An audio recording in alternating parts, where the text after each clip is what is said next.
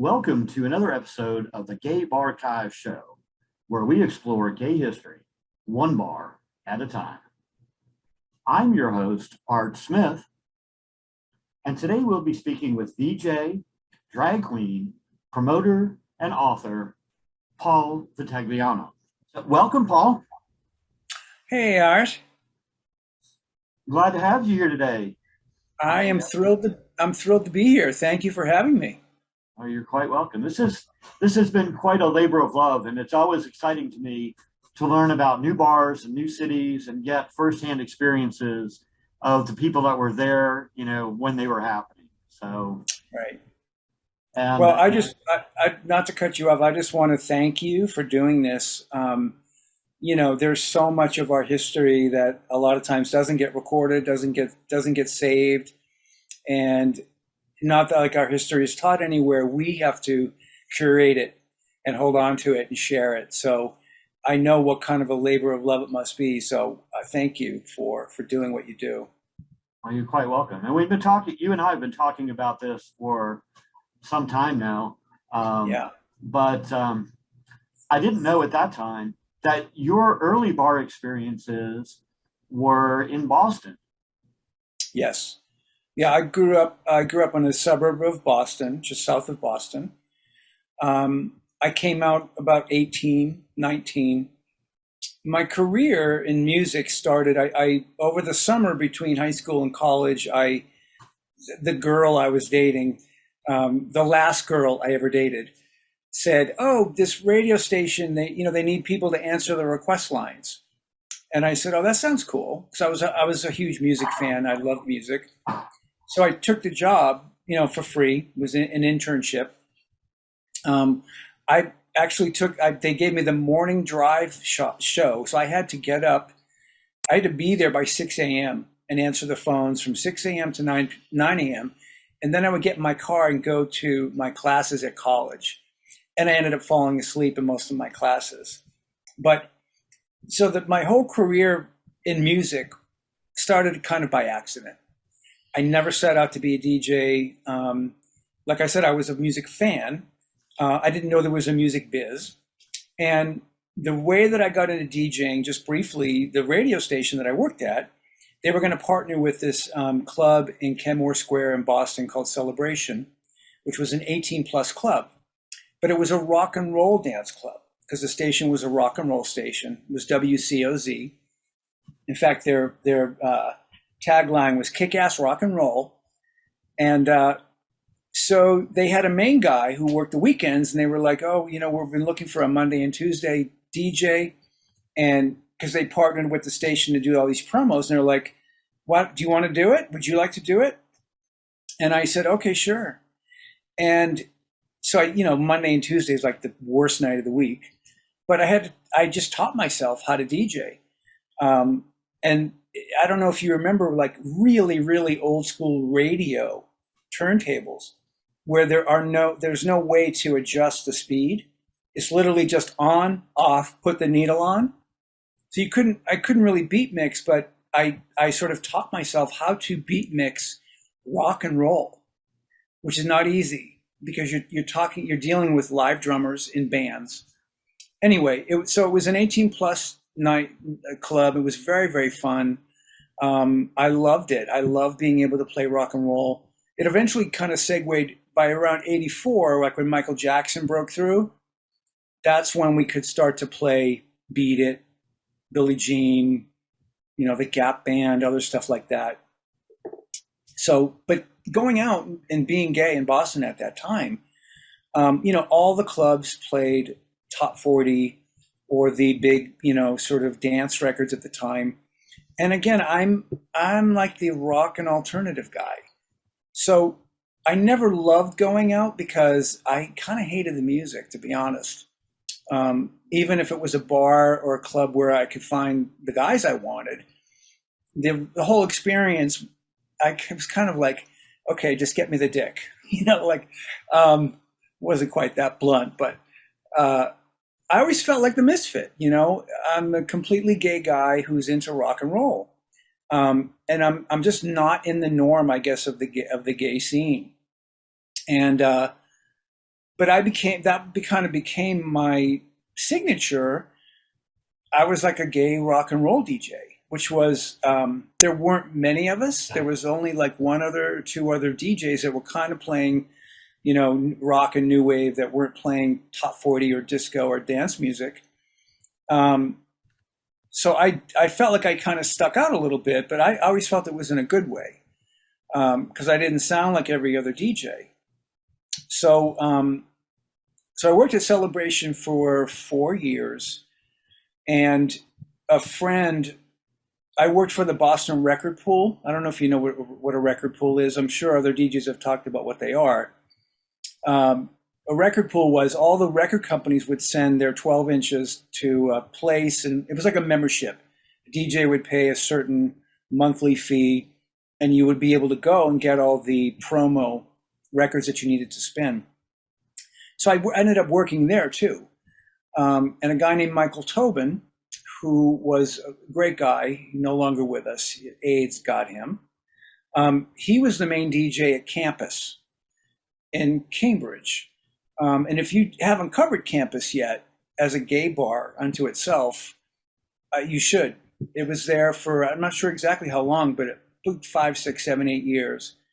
But they opened up this other section of the club that they've never used before. It was an empty space.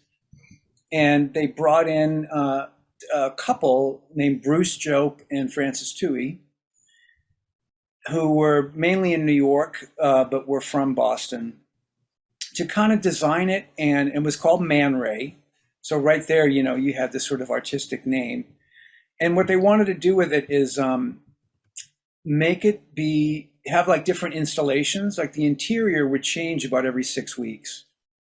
But so anyway, they were going to open, and Bruce wanted it to be, sort of a new wave, alternative, eclectic. And Michael recommended me. And so I think Bruce came to hear me spin a couple times. I ended up being the weekend DJ at Celebration. Started on the Monday and Tuesday, ended up being the Friday, Saturday guy. And so I DJ'd the opening night, which was March of 85, excuse me. And Man Ray is where Man Ray was the embryo and the basis of who I am as a DJ, and what I ended up doing the rest of my career was really the foundation was laid at Man Ray. Now, physically, what was Man Ray like? How would you describe the bar space itself? It was kind of a box. It had kind of a U bar. So the edges of the bar sort of faced the dance floor, and then the sides. It was darker. And again, with the installations, like when they opened, there was a giant pink rhinoceros that, like, when you walked in, there was this giant rhinoceros 1 month. Then there was like a big Doberman Pinscher statue. And I just remember, they didn't really paint, but they were different art pieces and fabric, or however they could do it to change it. And they sort of based that on, there was a club in New York called Area, where when you walked in, there was sort of windows. There was all these big sort of rooms with windows, and each of the different windows had the installations. There would be art installations in there, and they would change. So they sort of based it on that, where they really wanted to have a venue that, would be different each time you came, or at least, change enough so that it was not exactly the same. The other great thing, the other really cool thing that they did in the basement, they turned that into sort of a mid-century modern lounge. So all the furniture was mid-century furniture, and it even had a bomb shelter. It had this other room that had everything that a real bomb shelter would have. It had, cans of food. It had a cot. It had, board games, cards, oxygen. It had a gas mask. So, and there was really nothing like that else in Boston. That was really the first club that kind of wanted to take that route of being a little more arty and a little more underground feeling, for the patrons. So, aesthetically, what I loved about it it was definitely gay identified. And when we first opened, you had to come in through campus, the main gay club, and go through the doors to get into Man Ray. Eventually, they got their own entrance on the side, but so it wasn't weird to have like the Man Ray crowd mixing with the campus crowd, but you could clearly see which crowd was going to which club. The Man Ray crowd was the Mohawk, gothy alternative look. You could spot them a mile away. And campus was kind of like, polo shirt, perfect hair, that kind of thing. The MIT Harvard crowd. Yeah, yeah. But what I loved about it was that it was very mixed. It was gay identified, but it really wasn't. It wasn't like the way you would think of a straight up gay bar. It was very mixed. So you had a lot of punk people, new wave people, and I think the other part of how it really shaped me, because my future clubs were always more mixed, is that there's a lot of straight people that don't like the clubs that they have to go to. The music's shitty, the vibe is terrible. Especially for straight girls, they get hit on by doofus bros and jocks, and they feel more comfortable around gay guys. The smartest girl is going to have a hip gay friend who's going to know about all the coolest clubs. So there was a lot of that. There was a lot of girls that had gay friends, and they loved it too, and they were welcome. It was never about, you have to be gay to make this work. It was, if you can add to the vibe, come on in. And, we're going to get to talk about drag strip, but that was completely our mantra at the time. It was. What a lot of people don't realize is that was way ahead of its time, because now that we're in the 2020s, we're seeing that the clubs that are now just opening or that are surviving are the ones that have embraced that philosophy, that have accepted the full spectrum of queerdom into their bars, and have basically had the attitude of, if you can add to our vibe, then you're welcome. And if you're going to try to turn this into a sorority party, then we don't need you. Yeah. Well, that's also a product of when I was coming up, gay clubs and gay bars were our only respite, our only gathering ground. We didn't have apps. We didn't have places to meet each other. So that was the only place you really could go if you wanted to have a social life and wanted to meet somebody, fall in love, whatever it is. You had to go to a gay club or a gay bar. And so as we might have had straight friends, and of course I did. I had straight friends in my 20s and 30s. But socially, we had to have kind of our own space for the most part.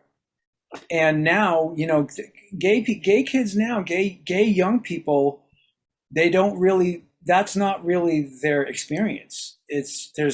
Because also I couldn't be gay in high school. Like I couldn't be out and gay in high school.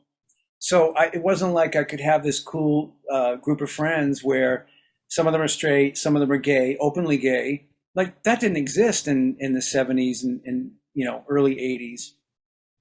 So that's very different now too. There's a freedom where, queer kids can come out at 12 or 13. So by the time they get into high school, they've already established this like social mix that the label doesn't have the weight or the distinction that it used to have. It's almost just a fact, like, okay, his eyes are green, she has blonde hair, he's gay. Absolutely. And next, I experienced that same thing. I lived in Atlanta in the early 80s while you were up in Boston. And Atlanta was a very liberal city in that respect, at least when you were in the central city portion in Midtown or that general area. It was pretty accepting and pretty laissez-faire.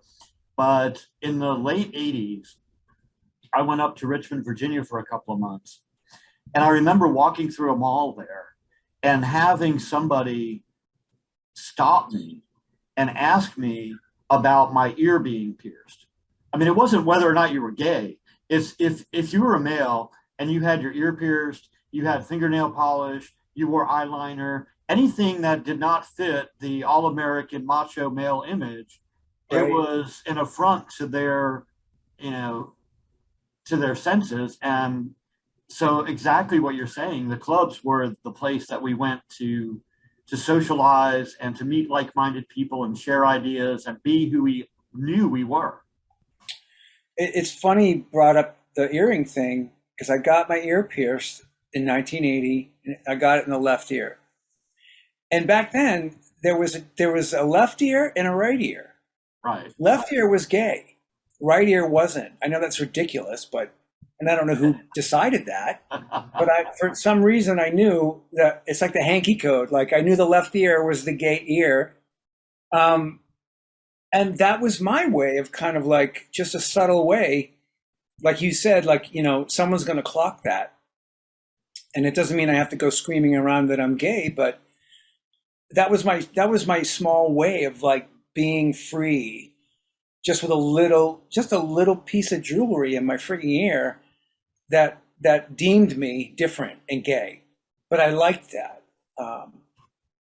But yeah, we gay bars and gay clubs they really were the only place that we could gather and be ourselves and not have to look over our shoulder or worry about, some jock or some asshole that's going to punch our face in.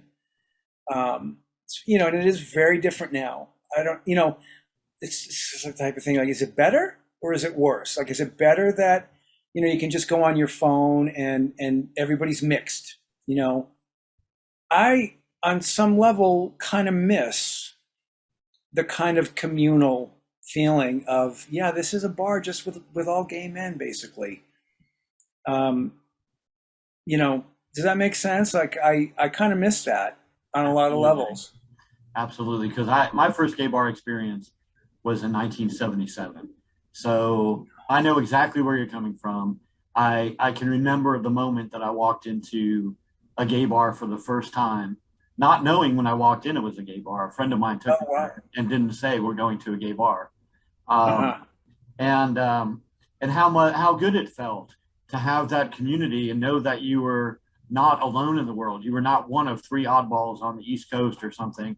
That there was a whole community out there, and it made a world of difference in accepting, my being gay. It Right. had a huge impact. So how long did you stay at Club Man Ray? I was there. I did the opening night. I was there for about 2 years, 2.5 years. I do want to bring up one amazing night was when Divine played live, and I got to DJ, and I loved Divine. I used to play Native Love and Jungle Jezebel and Walk Like a Man, and I loved playing Divine. And oh my God, it was so crowded. It was so packed. It was like the walls were sweating, and he was in the shittiest mood. He was not having it, and and he was just singing the tracks. So I was like, I also had to cue up his tracks and make sure that was done right. And he was like cussing out the crowd, and he was just in a foul mood. But the show was awesome, and people loved being insulted. He was reading people and just being so rude to them that they wanted it. They that was like a badge of honor. Like, okay, Divine just fucking read me, and that's awesome. But I met her downstairs in the in the bomb shelter, and I wish I had a better photo. It's really blurry, but Divine's like smiling, and I look like someone just like stole my candy. So I don't know if like her bad mood rubbed off on me by that point, but that was great. The other thing too that I just want to quickly mention about Man Ray, about the music, and about how it shaped me was it was alternative. Obviously, we were playing all the kind of like the bands that you think of, UK bands, European bands. So we're talking about, the first time people heard the Smiths, The Cure, Depeche Mode, Psychedelic Furs, Susie and the Banshees, that thing, that kind of vibe. But the other thing, and this was part of what Bruce wanted, and that's why I think he chose me, was that he also wanted me to play sort of like fun 60s music and soul music. So, I would go from Susie and the Banshees into James Brown. But then fun stuff like, Nancy Sinatra, These Boots Are Made for Walking, or like kitschy kind of 60s soul dance stuff like Tom Jones. So it had a sense of humor, and it wasn't this like serious thing like we're alternative. In my mind, what made it truly alternative, it wasn't that every selection that I played was an alternative band. It was the juxtaposition of the genres that made it really alternative. And again, nowadays, when you think of an iPod, right? If you have a collection of music and like, an 80s song comes on, maybe a grunge song, maybe a disco song, and you like all these things and you're on shuffle, and that's normal. Well, in 1985, 86, it really wasn't. People were very like, you listen to A, you listen to B, you listen to C, and very rarely do they kind of commingle. So that's, and again, about how I took that. And that's really how the kind of DJ I always wanted to be was that sort of eclectic and not being afraid to have fun. Like people want to dance to what they love. It doesn't matter where you DJ. If you have to give people a moment of they're just going to run to the dance floor because you threw on something that they lose their tits over and they want to dance to it. And then you can slip them something new, but your job is to entertain. You're not really there to, only play like some new 12-inch import you bought that day that nobody's heard.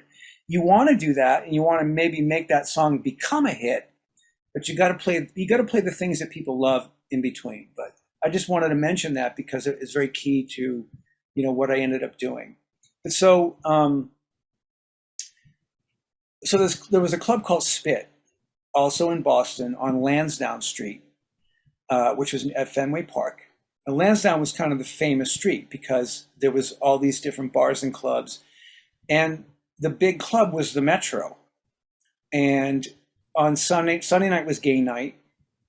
And so Spit was attached to it. It's kind of similar to the Campus Man Ray thing. You had Metro, the big club.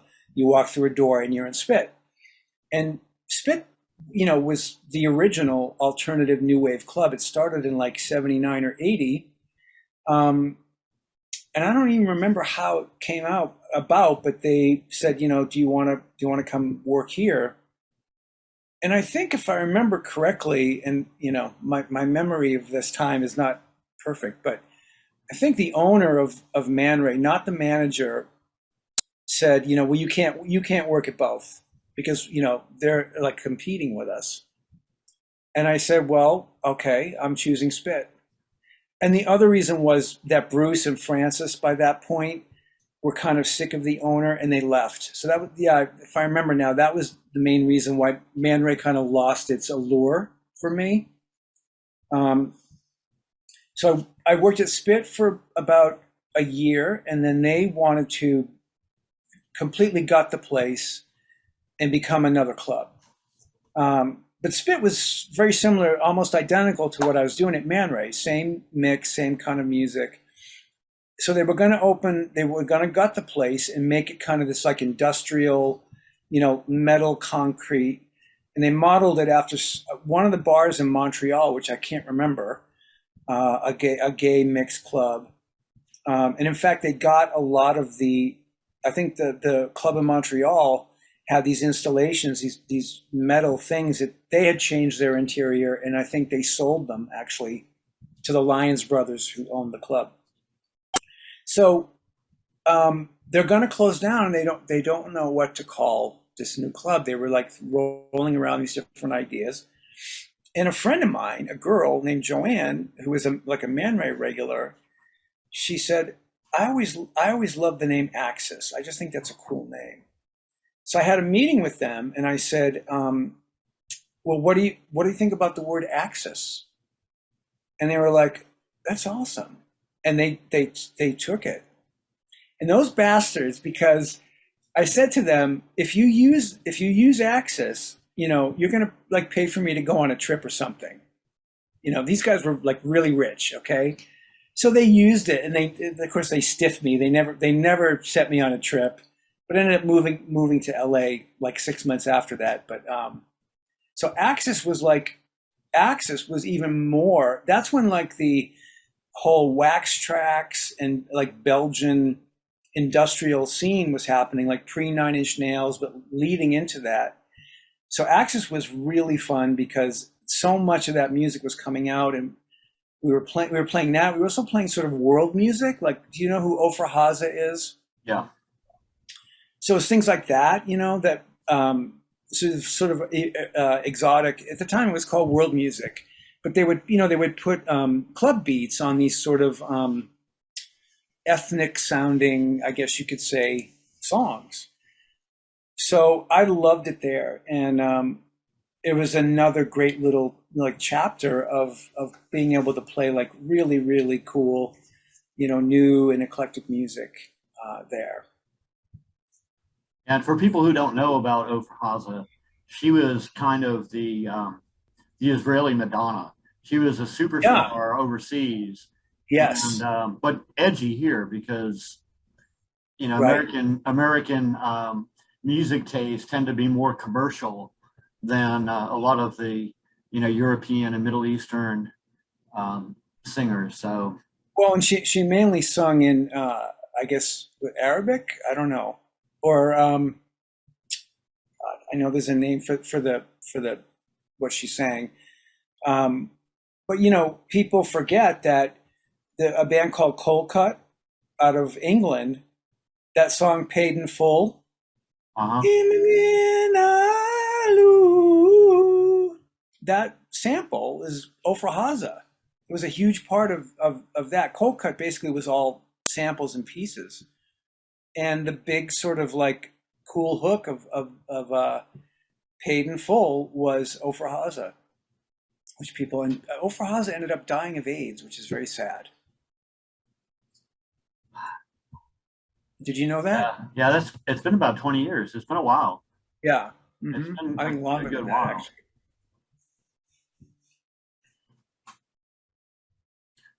So after you had your run, kind of creating the alternative club scenes in Boston and getting your feet wet in the DJ booth, as you mentioned, you moved to the West Coast and found yourself in LA.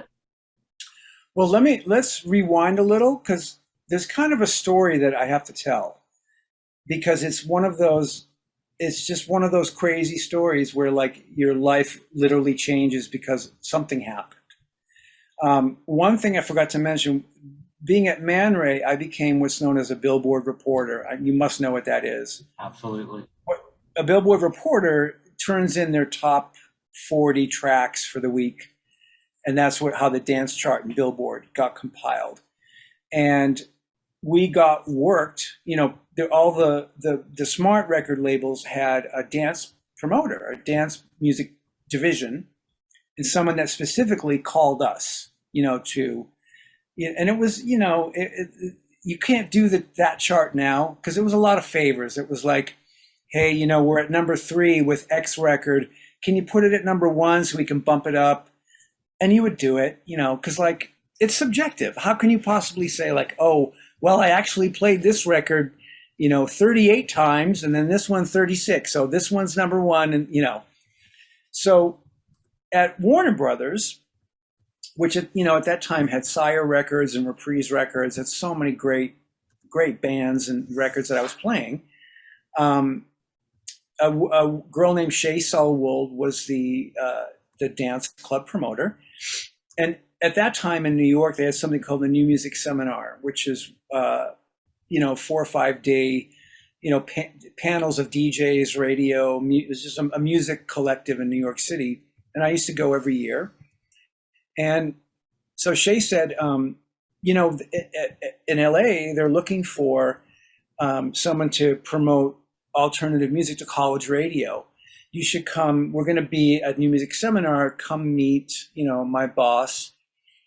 So it was my boss, who's Craig Kostich, who was one of the first people to run kind of like because it was called the Dance and Contemporary Department. So it was college radio, but also club. It was kind of the bastard child, wing of the record company, because they didn't know what to do with dance music. They didn't know what to do with alternative music. That was that weird music. But so Craig was kind of a visionary, that he really knew that a band like Depeche Mode could go from like a Man Ray to, maybe a campus or the mainstream club. Anyway, so in New York, I had dinner with her and Shay, and it was Seymour Stein from Sire Records, and Howie Klein, who ran Sire Records. And, this is, it's one of those things that could never happen again. Like, they were like, well, you seem cool. You've never done this before, but you don't really need to know about that. You need to know the music, and you do. You love the music, and you know the music. You're hired. Okay, now but we have to rewind back to Man Ray, okay? So it was about a year and a half, whatever, that I was DJing there, and it was in the winter. And there was a band from Detroit called Figures on a Beach, who were kind of like a rock / electronic kind of hybrid band, and I liked them. They had like indie label 12-inch singles that I'd played. So they had a new single out, and I don't even remember what it was called, but I was playing it. It was like 12:30 at night, and 5 guys show up at the Man Ray booth still wearing their winter jackets, and they knock on the door, and I'm like, what is this? So Anthony, the singer, well, I find out, Anthony says, hi, I'm Anthony. We're all Figures on a Beach. We just moved from Detroit to Boston about 2 months ago. And when we walked in the club, our record was playing. You were playing our record. So we had to come say hi. So and the Man Ray booth was so big that almost all of them could hang out with me in the booth. It was kind of funny. And so a guy named Chris Ewan was their keyboard player. He was gay. The rest of the band was straight. But a friend of theirs had moved from Detroit with them, who had kind of done their stage design and decorations, and was just kind of their cheerleader. And he wanted out of Detroit too, so he moved with them. So his name was Dan Durkaz. And so me and Chris and Dan became very good friends. Dan wanted to date me at first. We went to see the, Pee-wee's Big Adventure in the theater. That's how old we are. That's how old we are. But Dan's not my type. I kind of broke his heart. We needed to be friends. That's it. And so when I went to Spit, and then there was another club upstairs called DV8, and I had a Sunday night gig there. And I started this thing called Kitchen to Kitchen. So I'd play like, some, Dead or Alive or whatever. And I made this little intro on cassette, and I would play like, the Osmonds, One Bad Apple, or Billy Don't Be a Hero, like really, really cheesy 70s. And I had them on 45. And Dan started to kind of do like voices from the DJ booth, because he's very funny, one of the most creative people I've ever met in my life. So he would like imitate Pearl Bailey or other people. Well, so I meet Dan, and obviously we become very good friends. Warner Brothers hires me, and they move me to Los Angeles in 1988. And about 8 months later, Dan said, I'm out of here. I think I want to come to LA too. So he moved here, and he got an apartment the next street over from me in Hollywood. I could see his building. I could see him out of my window. It was like very, Lucy and Ethel, so that has nothing to do with anything. But so we decided to try to do some fun club things here. But so almost the entire trajectory of my life in LA and my club life in LA would be completely different if I had played that Figures on a Beach record 10 minutes earlier. Because they would have walked in, I would have already played it, and they probably would have checked their coats and got a drink and started dancing, and they would not have probably have come to the DJ booth, and I would not have met Mr. Dan. And so that's a whole other story, because kind of everything that became, huge for me in LA was with Dan. So I call that, if you're the expression, kismet.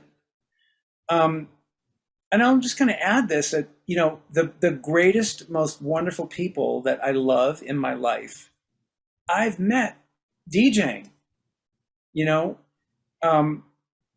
They've either come to the booth or something, but total strangers became. My other best friend is Tom Walker, and he used to come to Man Ray. He was a college radio DJ, but he used to come to Man Ray early to just listen. Like, he loved what I played. So he'd be like, 9:15, no one's there except him. He's like sitting on the banquette by himself, just like digging the music. And so one night I went to get a Coke, and I walked by. I'm like, "Hey, what's up? What's your name?" He's like, "Oh, I'm Tom." He's like, I'm a college radio DJ. I love what you play." I'm like, "Well, come hang out in the DJ booth." So Tom becomes my best friend, really, out of the blue, just random kismet moment. Is this making sense? Absolutely. And so I kind of want to thank the gods. Like, music has brought obviously so much into my life, but it brought the two people that I basically love the most for 35 years now into my life. So Man Ray, so that's another layer to me. Why I loved Man Ray so much was, my two best friends, Man Ray and me working there, was responsible for them coming into my life. So here you are telling us about your club experiences with these alternative clubs in Boston and how it led to you getting, out of Boston to LA. But before you go there, there's a couple things I want to bring up. Okay. Item number one, you have just skimmed over this, and I think it's kind of important. Okay. You and drag. So yeah, I know that started in Boston. Why don't we talk about that a little bit? Well, yeah, I had never done drag before, and it was so at Man Ray they were going to do an S&M Halloween theme, and I just remember we went and bought blow up dolls, and we flattened them out, and we stapled them on the walls like they were hanging. We spray painted rope around them, and I have a picture actually that one of them says, they had captions. So the blow up doll was saying whip me, beat me, make me watch Love Boat reruns. It's so funny because the Love Boat reruns now are cool. They weren't cool because it was only 1985. So it was the S&M theme, and I don't even remember why I thought I would do drag, but I had a female roommate, a lesbian roommate at the time, and she had a wig and this skirt and a bra and a top, and there was a store not far from where I live called Hubba Hubba that sold kind of fetish stuff, leather wristbands and boots and stuff like that. So I kind of borrowed all her clothes and a scarf that was her mother's. Somehow she had a whip. I don't know where the whip came from, but she had a whip. So that was my first time doing drag. And I think I did my own face, makeup. She might have helped me a little bit, but, I'd never done it before. And, not only just doing drag, DJing in drag, okay? And little did I know, this would portend much of my life later, but That's not easy if you're wearing a wig and you have headphones, doing this, like trying to like take them off. You don't keep your headphones on all night when you're DJing. So that was a mess, okay? But it was really fun. And I'm just going to say something. I looked fucking good, okay? Like I look at me then at 20, how old was I? 24, 25? And my like a little bit of my furry belly is showing. And I'm like, I would fuck me. Like seriously. So I looked very sexy and I really enjoyed it.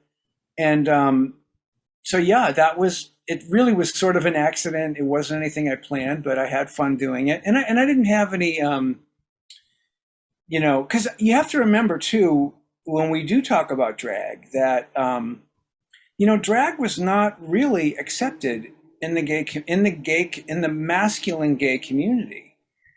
In fact, it was kind of verboten in a way, like, we don't want to be around drag queens because everybody thinks that all gay men want to dress in women's clothes, and we're not that. And we're in 501s, and we have mustaches and goatees, and we're masculine. So there was a lot of that going on. And I'm just going to add a little layer to this. I met this guy that I dated for about 6 months, and the second time I did drag was, I mentioned DV8, which was upstairs from Spit, and it was Halloween night, and I went to like a thrift store and just got some cheap shit and had like a $5 black wig. Well, so we went home that night. He came and danced and hung out, and he was a bit older than me, and so we go home, and he's like, "Don't take it off," and I was like, "Really?" He goes, "Yeah, you look so hot. Like, just leave it on. Leave the drag on."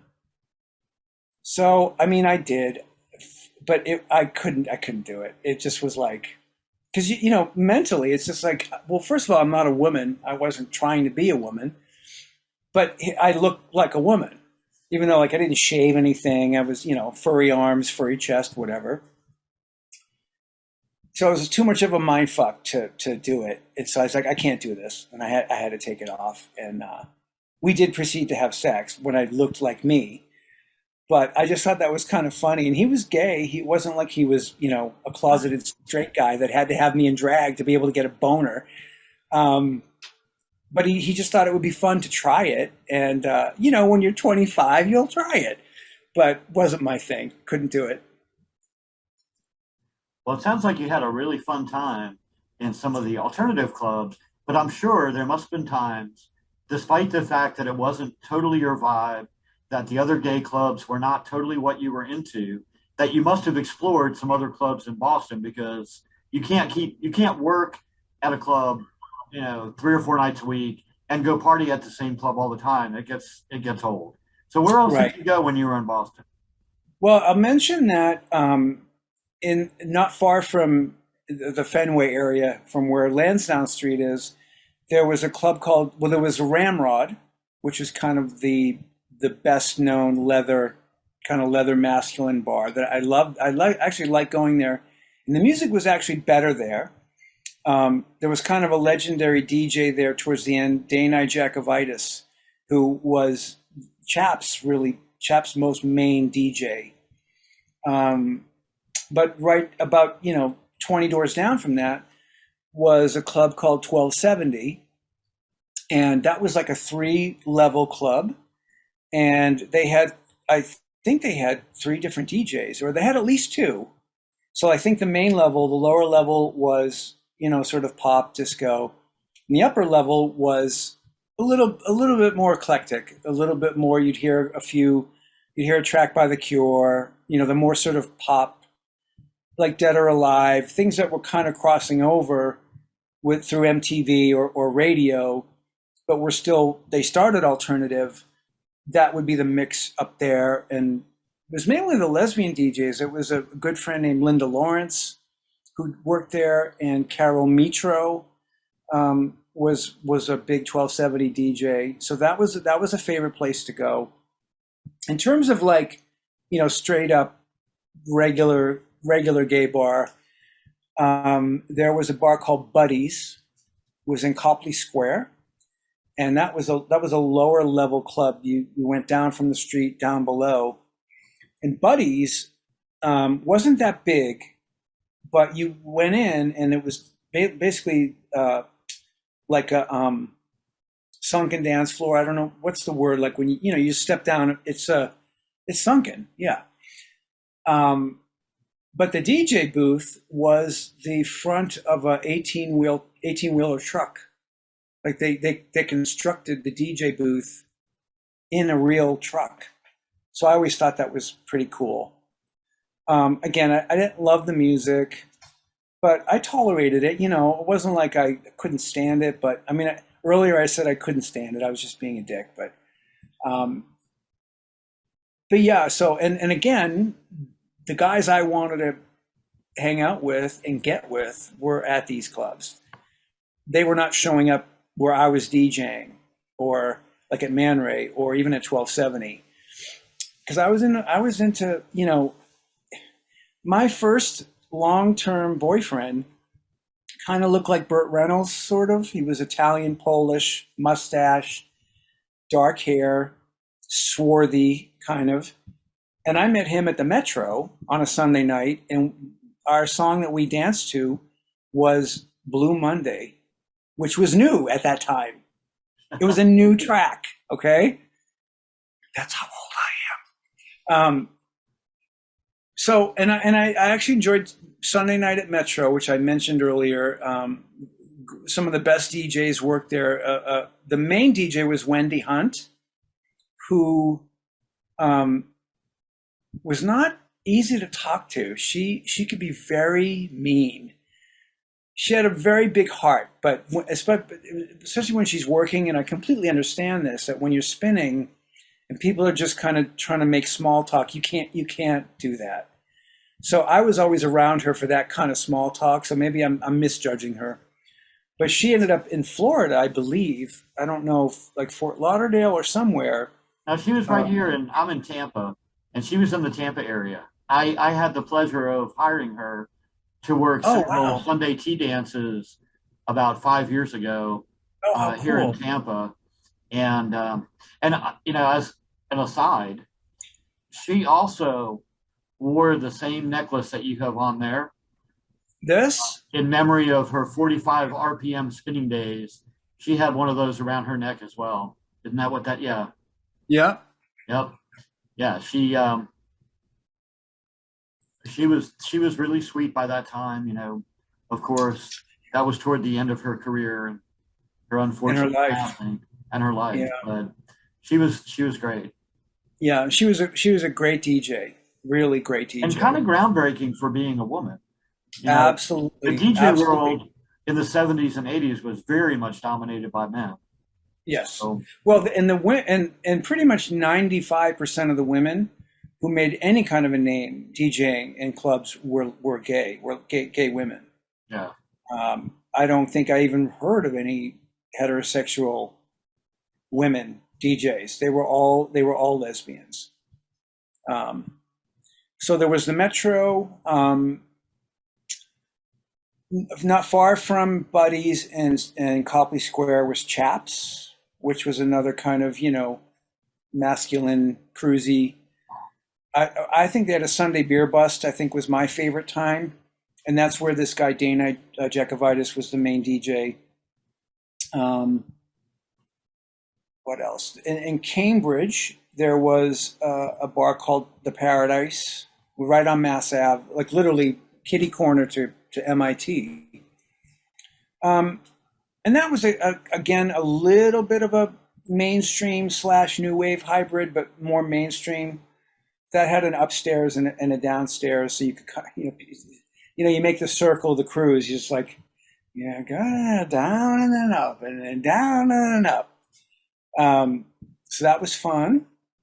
There was a club called Sporters, which I never went to that much, and I can't even remember what part of town it was in. I'm trying to think in my mind, like the sections of Boston. It's been so long since I lived there. And I did date a couple of DJs. There was a guy named Freddy, and I don't remember his last name, who was a kind of a big deal DJ. Horrible cocaine addict, though. That's why we didn't last. Thank God, here I am in this profession where like alcohol flows for free, drugs, cocaine in the 80s. And I had people, I did coke at Celebration.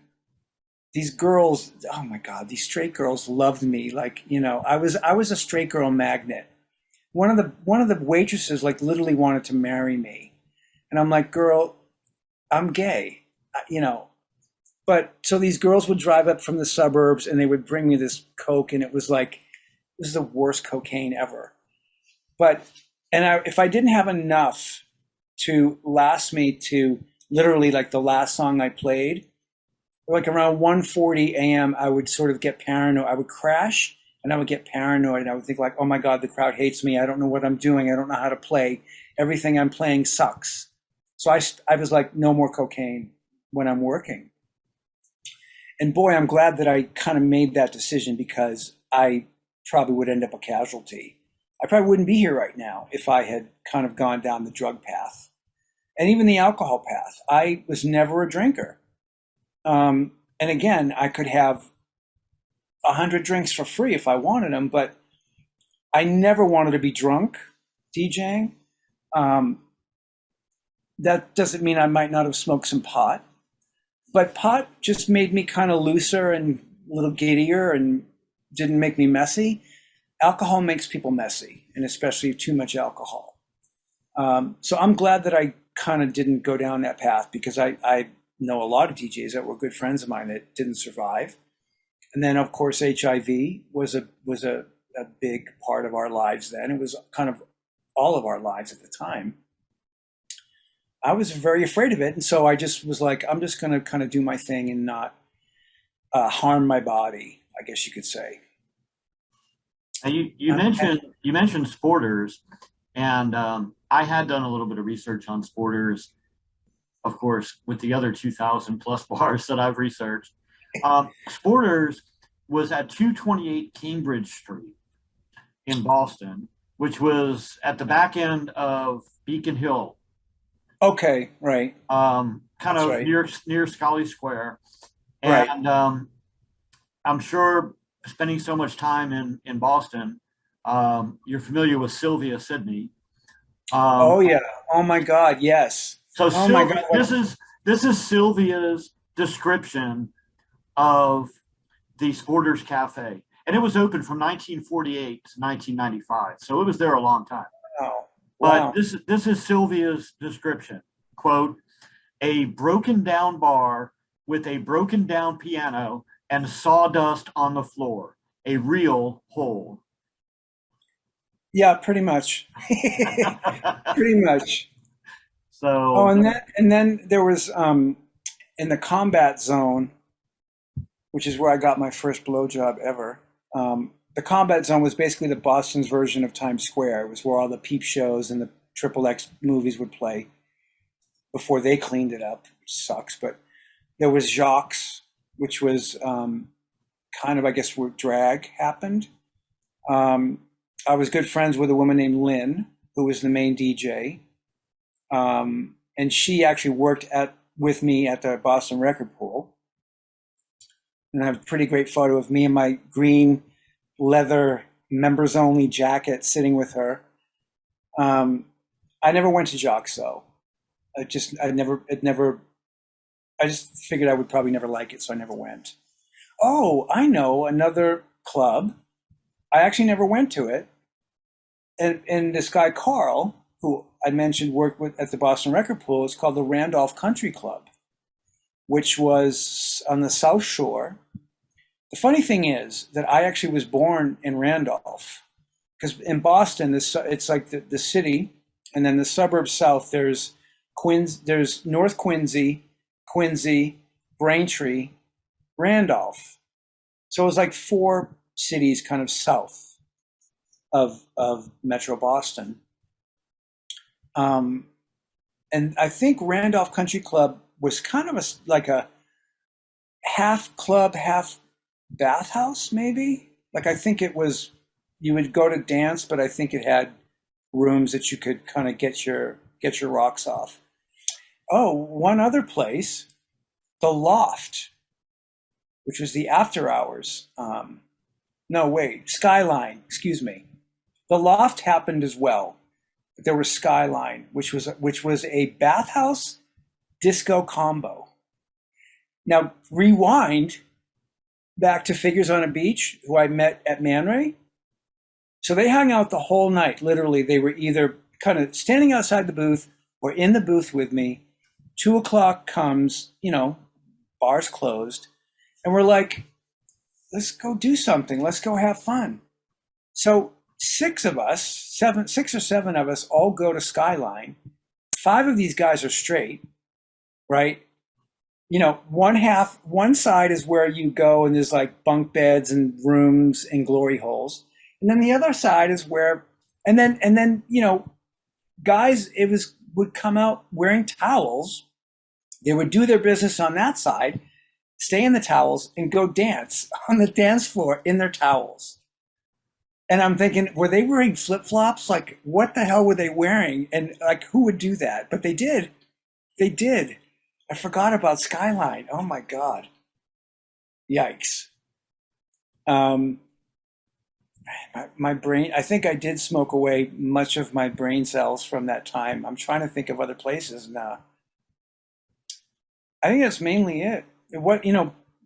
Even though Boston has such a huge college population, there wasn't a ton of clubs, but one thing I'll add, above where I first worked at Celebration in Kenmore Square, which if you know Boston, that's where the big Citco sign, it's a neon sign, it was kind of an infamous landmark, was a club called Lipstick. And oh my God, this was 1980. And if you think about what would the quintessential, post-disco club look like, it was Narcissus. It was like every square inch was a mirror and neon and, flashing lights. And it was just like, you go in, it would be like, because everything was it just looked like it was like when, an infinity pool, like when you're just looking and it's all mirrors, you just see the same thing. Right. But the main DJ there was gay, and I can't remember his name, but it was mainly a straight club, but it was so tacky. It was just so tacky. One thing that happened to me in Celebration, Till Tuesday played before Voices Carry. They were a local Boston band, and across the street was a pizza place, and so they were playing, and I'm like, okay, I don't need to stay here. I'm going to go get a piece of pizza. So I go to cross the street, and there was like a brick wall because there was a bus stop there. So there was kind of like a 5-foot wall. You have to jump over the wall, and there was a truck on the other side of the wall. So I jumped over, and it's like, bam. And I'm like, oh, fuck, what did I hit? So I go into the pizza place, and like I get to the counter, and she's like, oh my God, you're bleeding. And I'm like, what? So there was a ladder on the side of the truck at night that I didn't see.